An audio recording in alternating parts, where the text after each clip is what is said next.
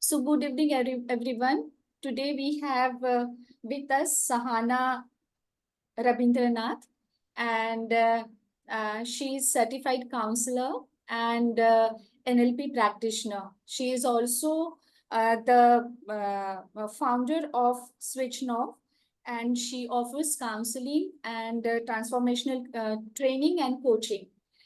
She has trained and coached more than 5,000 individuals, and she is interested in holistic wellness. And so today she's going to talk on helping individual in enhancing their academic performance with the help of hypnosis, like hypnosis as an intervention. So Suhana, over to you. Thank you so much. I'm really happy to be here and to be able to talk about this. I'd like to say a few words about why this particular topic interests me. So, to begin with, I was a kid who was not able to focus. I would skip words when I was reading. I would not pay attention to what I was doing or pay too much attention to some things that I liked, and find it easier to start from the beginning if I missed out something. And all of these things kind of interested me in learning how to teach better, because I thought that if I could solve that problem, for if that problem could have been solved for me, it would make my life much easier. So when I became a trainer, I realized that that's the most important thing, that for a person to be able to grasp what they need to, it's most important to communicate to them in the way that they understand. And one of the things that helped me there tremendously was the practice of NLP, where you talk about auditory learning systems, the kinesthetic learning systems, and visual and digital auditory. And that helped me understand that I am a digital auditory person. So I need to hear, talk, repeat to myself to be able to learn. And I think that helped me identify how the people that I'm working with, who were mostly uh, very new adults in an entry level to right to the point of a vice president, how they grasped and understood things and why they had difficulty or challenges understanding certain things. So that's where my interest in hypnosis and understanding performance, academic performance or performance at work began. And I'd like to share my screen with you to be able to talk about what I would like to talk about today, to share with you that. So here we go. This is perfect. Your slide is also seen and start talking. Please come here and help me, please.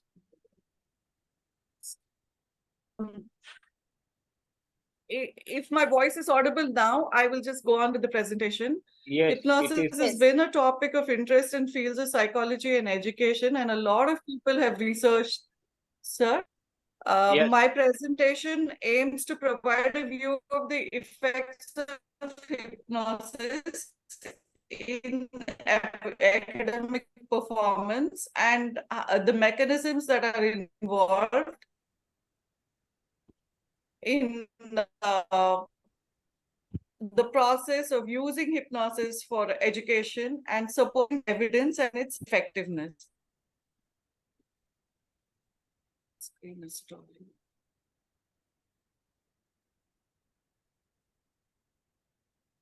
Now, we all know from being part of this that hypnosis is a state of focused attention, deep relaxation, and heightened suggestibility. And it's characterized by heightened responsiveness to suggestions and a reduced ability to think. So what happens typically is that when we are more relaxed, the conscious part of our brain that is producing thoughts that can be either pro or reducing the negative thoughts of what we're about to do is more active when we are totally conscious. But in our subconscious state, the it is reduced, and we're more open to suggestibility. and we're able to get what the therapist or the hypnotherapist is talking about, and that allows us to receive better. So academic performance is a measurable outcome of someone's learning. So whatever we do in school, college, or any other programs. So when someone says that they have learned something, it is very highly possible that they learned the topic well, but are not test worthy, which means their anxiousness during giving the test is so high that they may not answer the questions to the expectation of the reviewer or the examiner. So, uh, when a therapist is with a hypnotherapist or a helper, you the general models of thinking, that's what we call them, the meta models. You will see that people have an all or nothing thinking, or they generalize things. So if I didn't Sharing better.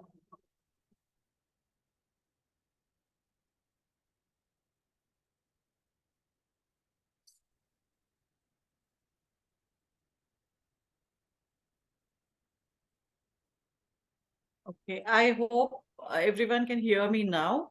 Yes. Is Yes, it Nahana. clear? Yes, Thank you so yes. much. I think maybe the bandwidth of sharing was pulling the audio off. Thank you for being so patient, everybody. I think it's quite annoying to be on the other side and see this drop so many times. It's been really kind of you to be so patient. So I'll just Sahana, continue from relax. where I left off in Sahana, case. Sahana, Yeah, relax and yes, present. It yes, happens. It happens because sure. things are beyond us. So don't worry. Okay. So Okay, present. And if you yes, just see, if you could, thoda sa usko, if you could make it short, not very short, you present whatever is yes, important, but just see yeah. according to that, please. Okay. Sure, Sure. definitely. Start. So I think we'll go past the first few slides, Tejvidji, because I had already shared these, and this is something that we're all also familiar with. So we can get straight to the cases maybe. So here we're talking about the mechanism of hypnosis and how it helps us to improve our focus. So because of the reduced stress and the increased focus and improve memory and enhance suggestibility, our performance generally tends to improve. So if we could move to the next slide.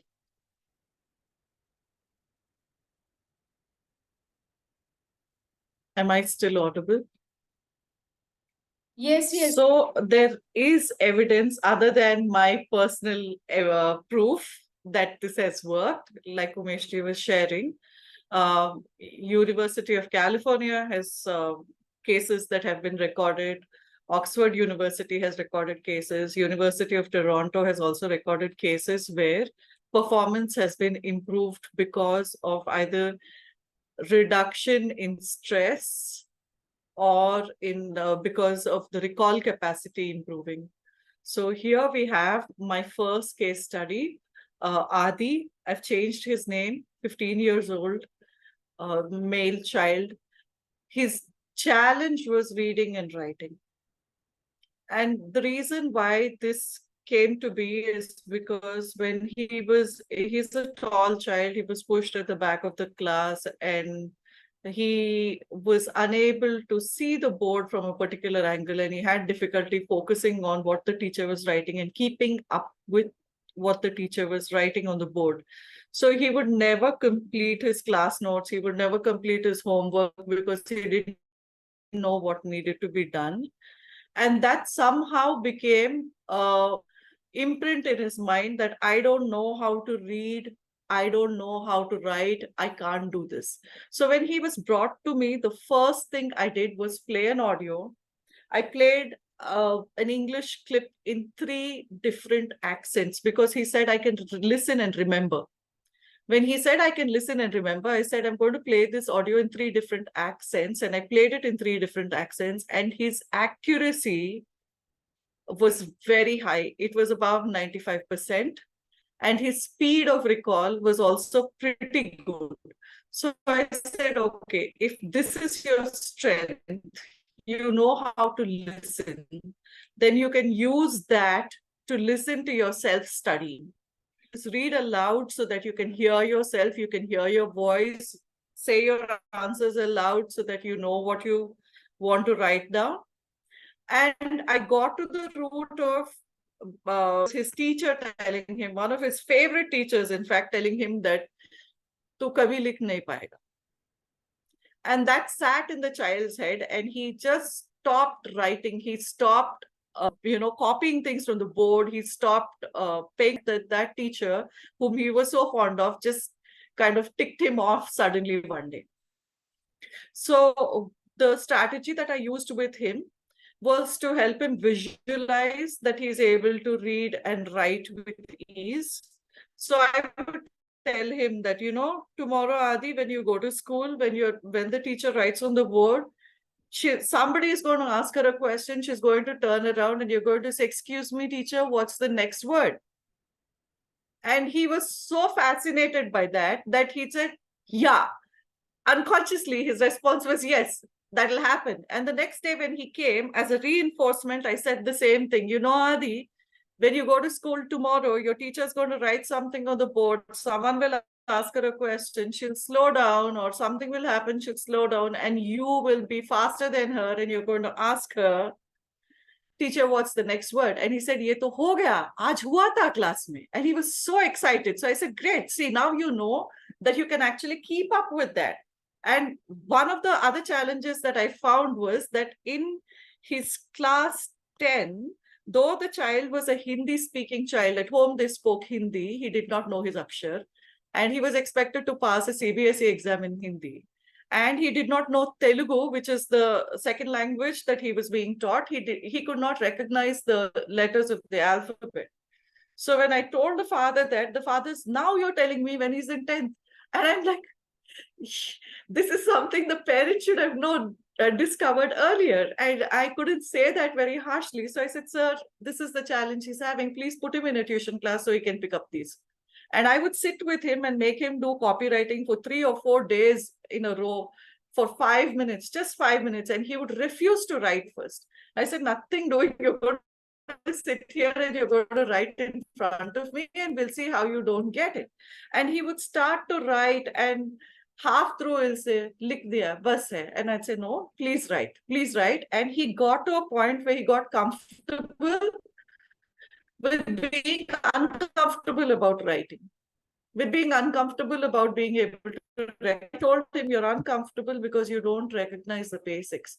And that seemed like a challenge to him. So he went back and he asked for tuitions. He learned. And the good thing about it is that though he had very little time, it's like a mental block. We can understand in this class, in class 10 alone. It's just that his capacity to recognize and retain was low. So when he got that little bit of support from his parents for tuition, he did really well. He actually got an aggregate of above 85% in the pre-final exams. And in the final exams, he got a 90% clear mark, which I think was really good for, just.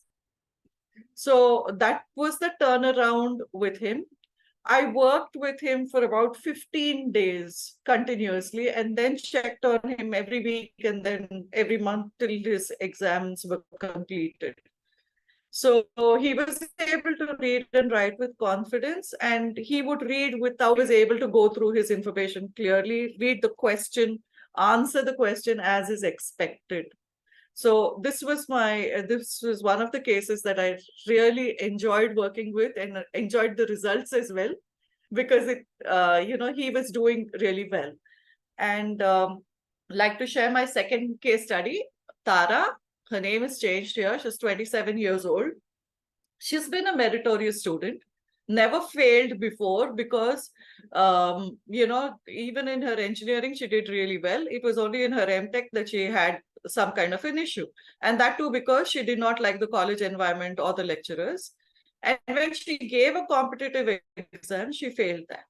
So the challenge that she had is she would she would she expected to pass because she had never faced failure. She did not know how to overcome that. And so even at an emotional level, she was pretty quick at learning that what she is doing is not helping her. And so as you can see, what I've said is she finally understood that what got her here. Like for instance, at least in our state, what you learn from class 7, I think it's everywhere universally what you learn. If you're doing well from class 7 and 8, you will automatically do well in 9 and 10. And 11th and 12th maybe but it's a little bit of a push alone. It's only in your postgrad that you start facing issues with not being able to. Sometimes some kids face difficulty with the graduation as well. She did very well. She was meritorious even in her graduation.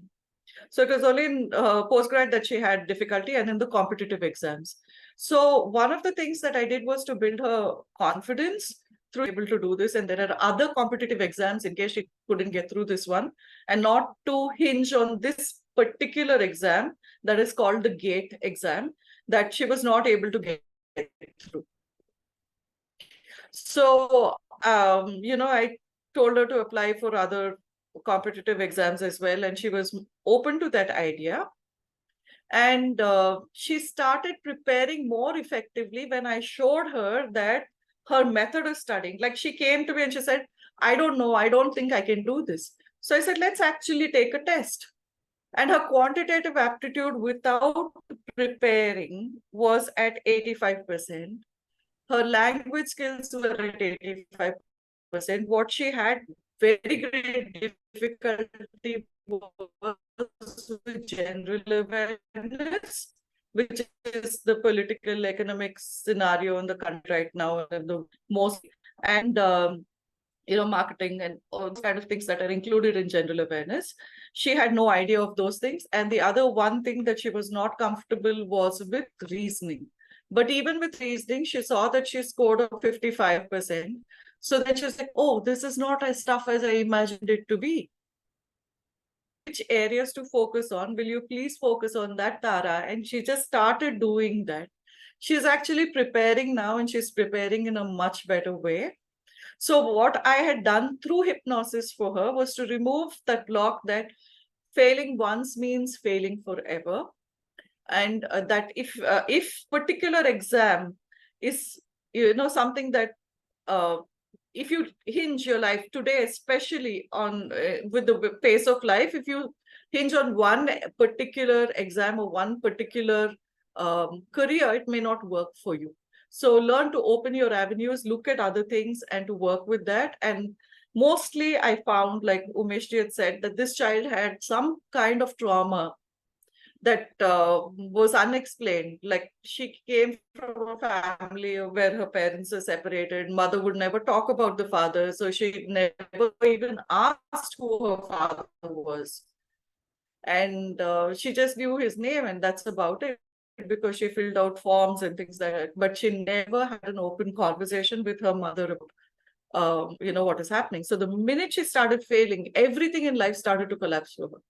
Like relationships are bad, my education is bad, I'm not doing well. So I started encouraging her to say to herself, also to hypnosis states, that she's more than enough and that she can do well. And she is actually doing much better now. Tejviti, shall we move on to the next case?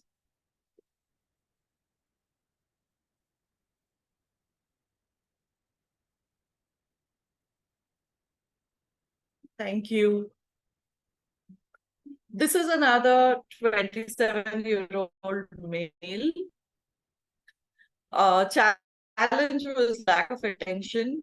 And whenever he manage to learn something, he would focus on only that he's comfortable with. Or quantitative aptitude, he will work harder on quantitative aptitude because it gives him a feeling of success, but he will not work on reasoning or language, say, per se. So the one thing about him was that he was very open to self-discovery, but his attention was wavering. He had very short attention span. So I had to tell him, if you cannot sit and study for 1 hour, please sit for 15 minutes if that's comfortable. Accomplish it in 15 minutes spurts so you're able to do better. And I put that in his hypnosis, saying that I take breaks and those breaks are productive for me. Break doesn't mean I'm lazy. Break doesn't mean that I'm wasting time. Breaks are productive for me because they help my mind regenerate the energy to then start. And because of that, he learned to take breaks and sit through the day and accomplish more with the breaks than he was without the breaks. So if he sat for 4 hours or 5 hours straight, he would accomplish less than what he accomplished when he took plenty of breaks in between. So he was happier with this as well. And the other thing that I got him to do through hypnosis itself is I just said that, successful people finish what they don't like first. So without giving him a direct suggestion that you do it, I just said successful people finish what they don't like, what they dislike first, what they don't like to do first, because they want to get it out of the way. And then they want to work on things that they enjoy better. So just like sometimes we eat up on a plate, like, I asked him, what's the vegetable you dislike? And he said, Karela. And I said, what do you usually do with that? He says, if my mom forces me to eat it, I have no choice. So I finish it first and I eat the rest of the food later. So I used exactly that as a metaphor for him. Told him, if this is your Karela, you got to finish it first. Eat that first, chew it up, spit it out, and then get on to the rest of your work. And that's what he also started doing slowly, a little reluctantly, but with repetitions in hypnosis and with repetitions in his conscious state, he began to, and he started feeling a little more successful because that stress of not liking something was reduced. He was able to focus more and procrastinating less. So these are the 3 cases that I wanted to share today. I have plenty more, but I thought the top list for me because I saw the transform and I saw a tremendous difference in their ability to focus, in their ability to information, and the way they move forward in life. I think that was a takeaway for me also as a hypnotist, that people have different, the perceptions of people change, and as they're changing, we need to adapt what we are doing also in our work. So in conclusion, I would like to say that in a lot of other hypnotherapists, including some of us here, there's a definite correlation between helping somebody be in a relaxed state and using positive affirmations or using NLP to help them change their views and to be able to perform better academically. So I thank you for this opportunity to speak here today. And if there are any questions that anybody has, I would be more than happy to answer them. Yes, any questions?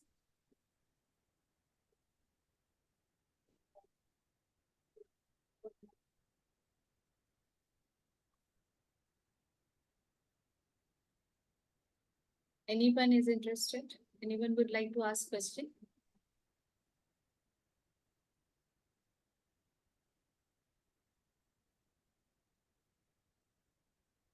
Sahana, I would just like to understand what were the steps in hypnosis you used? Okay. First, definitely the relaxation and the progressive muscle relaxation first, and a countdown with that. Yeah. And then I tend to use the eye roll because I see that brings them into hypnosis much faster. Right. Sometimes I do, I get them to lie down and do all of this. And, from there, once I find that they're in a more relaxed state, when I do a muscle test to figure that they're completely relaxed, is when I start giving them the suggestions. And then I bring them out of it slowly with a countdown. Sometimes I do it even in a waking state, like you can do through NLP, when you don't have to you can use anchors, or you can use positions in physical space positions where you can show them this is you. Like for instance, if you draw three circles, one in front of the other, the first step is where you're standing, where you're not performing well. How would you like to see yourself perform? Will be the second one, where you move into that and say, okay, now how does it feel to be a performer? And you move into the third one. So you anchor them in that space. I have used these techniques. I've used visualization. I have also used repetition of words that, Yeah. prominent words, like, if I say, like, this is, like, for instance, what I told this guy Tati was like, if if that's your Karela, chew it up, spit it out. Do that first and move on from there. So I use a lot of words that they use as well, because I think that is what they resonate with. And if they Right. can remember and they can associate with something, the Correct. results are much faster. Correct. Correct. Why did I ask this question? Because I don't work with children, and so it was really Uh-huh. interesting. Yeah, so I wanted to Okay. understand how to work with children, particularly when we use Yeah. hypnosis as an intervention. So I wanted to understand the steps you Yes. have used. Great. Sure. With the guy Adi, what I did was I asked him to visualize himself writing faster than the teacher. And in his visualization to say, I finished, teacher, what's next? I made him do that a couple of times, and that somehow he liked. Yeah. And there is another 5-year-old that I worked with who didn't want to learn her alphabet. So, I just made them the colors that she liked, and, spotted unicorns and all kinds of animals that she liked around it, and say, okay, which one do you like? And, see that riding on that animal or something like that. And it did help her. So I think when you see their creativity, it gives us a lot to learn from them. True. Children especially, because that world is completely different, very, very different from ours. So Correct. if we're able to get some access to their world and understand their world, I think we'll be able to help them better. True. Nice. Great. Thank you, sir. Yes. Thank Uh, you. Suhana, it was a very good presentation. So in between, I couldn't attend it. I found it, your case is very interesting and very nice presentation. Thank you. Thank you so much, sir. Sir, a lot of this learning I owe to you as well. So I'm really grateful to be able to present in front of you. I'm not sure if my video will come on, but yes, namaskar to you too. Yeah, that और अच्छा लगा बहुत अच्छा. Right. Thank you, sir. So are there anybody else who would like to ask anything? One feedback I would like to give. Please, This is wonderful interventions, and these small informations or pieces of information added at this age go a long way. And I have seen while working with certain, I get clients of all ages, but these are very beautiful interventions which she has done. Really appreciate. more things, but Thank you. they Thank you, sir. help. They really help. You are right with you. Maybe sometime I would like you also to present something Yes, maybe sir. next month. Huh? So Right. in certain time, I'll for sure I'll line up with Yeah. Nivedita madam. And Exactly. all other participants who are here, I request everyone to participate actively. Whatever work you are doing, please share with friends. Sir Pratibha Tejasvi and Bhai has Geeta. promised me also that he will be presenting. I Very asked him. right. Good. Forever. Everybody should participate. Right. So very nice. જાગૃતિ બેન મજામાં છો? Hariom yes મજામાં sir. Right. Good. ચાલો. So we close it now. And Thank you, Nivedita, sir. Thank you for giving me this opportunity. welcome you. Everybody. And then keep presenting open. Huh? Varna? Ji, sir. We Yes, like yes, sir. Yeah. Thank you, Okay. Sahana, So once again. Nivedita, you can Yes, sir. conclude it. Thank you. Invite Yes, sir. Yes, sir. Yes, so Sahana, it was a wonderful presentation.